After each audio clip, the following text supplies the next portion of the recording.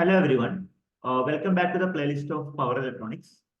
In this session, I'm going to discuss the SCR characteristics. How does SCR operate? At the end of this session, you will be understanding the working of SCR and different operating modes of SCR and the brief idea about the latching and holding current. So moving on to the discussion.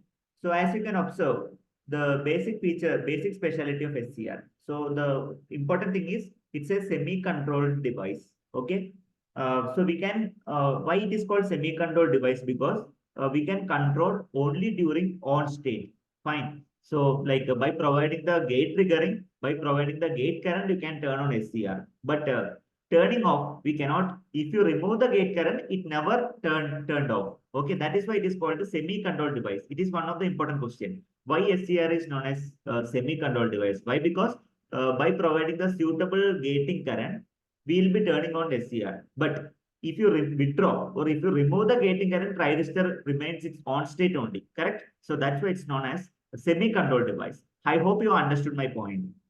As we can discuss, there are three SCR characteristics. There are three modes of operation. First mode is reverse blocking mode, then forward blocking mode, and forward conduction mode. These are the three important modes of operation of SCR. So we'll discuss about each mode independently. Yes. First of all, I'll be talking about reverse blocking mode. What is the meaning of reverse blocking mode? We'll understand in brief. So in the reverse blocking mode, so we are not applying any gate current. Okay, we are not applying the gate current. One more important thing, look at the anode and cathode. So anode is negative with respect to cathode. That is a specialty in reverse blocking mode. The peculiarity of reverse blocking mode can be explained with the structure diagram of the SCR. Here you can see there are three junctions. So PN junction you can see. Okay, 4 layers and 3 junctions. Correct? So if you observe here, PN junction you can see very clearly. The peculiarity in the reverse blocking mode is whole negative voltage will come across the two junction, that is J1 and J3. That is why we keep J1 and J3 as open, because the entire voltage come across J1 and J3.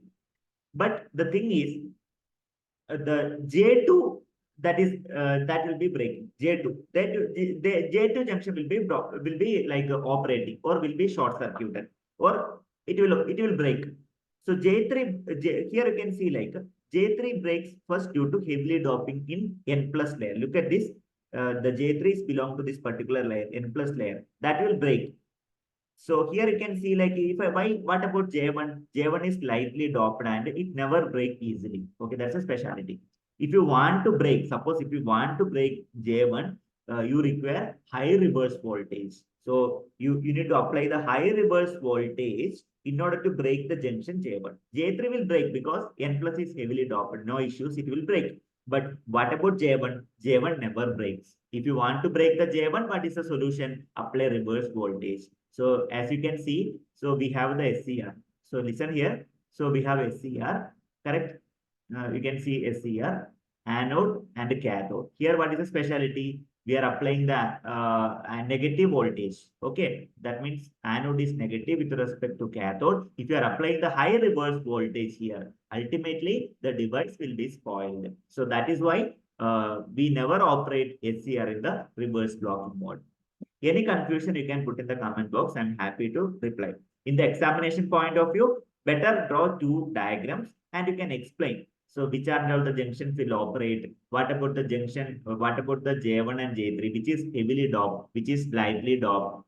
So why we are not operating SCR in this mode? Hope the concept is clear to everybody. Now I'll be discussing about the second mode. So what about the second mode of operation of SCR? Yes, the second mode is known as forward blocking mode. First, I request you to consider the diagram. Here, the anode is positive with respect to cathode. Like that, you can mark positive and negative. Anode is positive, cathode is negative.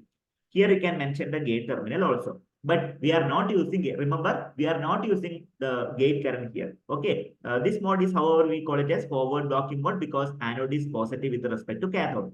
First of all, mark the junction J1, J2, J3. And here you can see polarity, positive and negative. Unlike the reverse blocking mode. Clear? So the input voltage come across J2. So the entire input voltage that will be coming across J2. Junction J1 and J3 will break. Then it can withstand the finite amount of voltage. J2 can withstand the definite amount of voltage. Suppose if I apply, suppose if the input voltage slowly I started increasing, slowly I'm starting increasing VIN. Suppose if the input voltage greater than the forward blocking voltage VBO, if the input voltage exceeded by VBO, the junction J2 get breaks. Understood or not? Yeah. So here if the VIN greater than VBO, J2 breaks. What does it mean? SCR starts conducting. If the junction break means it will conduct, correct? No? If the junction break means it will pass the current. Okay. That device will like the switch will be on. The device will turn on, but this mode never recommend to turn on the device. Why? Because you need to apply the VIN you have to keep on increasing VIN. Once it reaches to the VBO, it will turn on. So it is not a good practice to increase the positive forward voltage drastically. It is not a good practice. Device will there are chances for thermal runaway. That means the device may spoil or the SCR may spoil. So, however, uh, this way also we can turn on. Okay. This is regarding forward blocking mode. I hope you understood my point. So whenever you are explaining the examination, you have to mention the concept of forward blocking mode. Okay. So these points are more than sufficient for your exam point of view. And in the interview and all, this is more than sufficient. You can convince them by drawing this diagram. Now I'll be moving on to the third step, third mode. What is the third mode called? The third mode is actually the real mode which the thyristor is going to be operated. This mode is known as forward conduction mode. Here, the thing is the anode will be always positive with respect to cathode. Remember this concept. Anode is positive with respect to cathode. Correct, no? So here positive, here negative. Apart from that, we are applying the gate current, IG. We call it as gate current. How to apply the gate current? So you need to provide the gate voltage. So VGK, we require an additional source. Arrange an additional source VGK so that IG will be generated. DC source only you need to provide. Correct? Why? Because I need to generate IG. First of all, in this mode, we are providing the gate current. So the thing is, why we are providing the gate current? Because the charge stored in the depletion layer will be getting neutralized by using the gate current IG. IG is capable of removing the charge stored which is in the depletion layer. Okay, that ultimately the J2 will be getting conducted. J2 is getting operated. So more value of the gate current leads the quick turn on of SCR. No need to apply the voltage like this voltage, forward voltage. In this method, we are not increasing the forward voltage. We are providing a forward voltage such a way that anode is positive with respect to cathode. Later, what I am going to do, I am providing the gate current. How do I provide the gate current? I'll be generating the voltage called VGK. VGK is a separate source. You can hear. This is called VGK. Correct, no? So VGK I am providing so that the gate current will be continuously passing through this particular region so that the depletion layer is getting neutralized. So ultimately, if the depletion layer is getting neutralized means the device will be actually immediately moving on to the on state. So this method of the turn on method is known as like a forward conduction mode. Usually the SCR 99% this method is most preferable. Okay, so here we can see we are providing the IG such a way that the J2 get breaks. Fine. So this method is known as forward conduction mode. So any confusion, I request you to put up in the comment box. I'm happy to revert. Even if you require these notes, you can note down through by watching the video, or you can request with me. I'm going to share in the drive. Separate drive I'll create. Okay. Yes. Ultimately, we can see the characteristics of SCR. Yes. Please observe very carefully. So first of all, you can see if the anode is negative with respect to cathode, if I am keep on increasing the reverse voltage in this direction. So we can see we are talking about the reverse blocking mode. Here we are applying the negative voltage in this portion. Once it crosses the breakdown voltage, reverse breakdown voltage, the device will be on, but it is destructive state. That means the device gets spoiled here because of high reverse leakage current. Once it crosses VBR, the device moves on the thermal runaway. So device will be spoiled. What about the forward conduction mode? Suppose if I provide VAK, I'm providing the VAK. Okay, I'm keep on increasing the VAK. Slowly you can increase the forward leakage current. Here you can observe the movement of forward leakage current. Observe very carefully like this. Forward leakage current that is getting increased. Still device is not turning on. If you want to turn on the device, what to do? Still, you need to keep on increasing input voltage. Your input voltage much greater than the forward blocking voltage. Then only the device will turn on. But it takes a lot of time. Apart from that, more temperature is getting generated. That is not a good practice. To overcome that, what to do? You need to provide the VAK. Apart from that, you need to provide the gate current.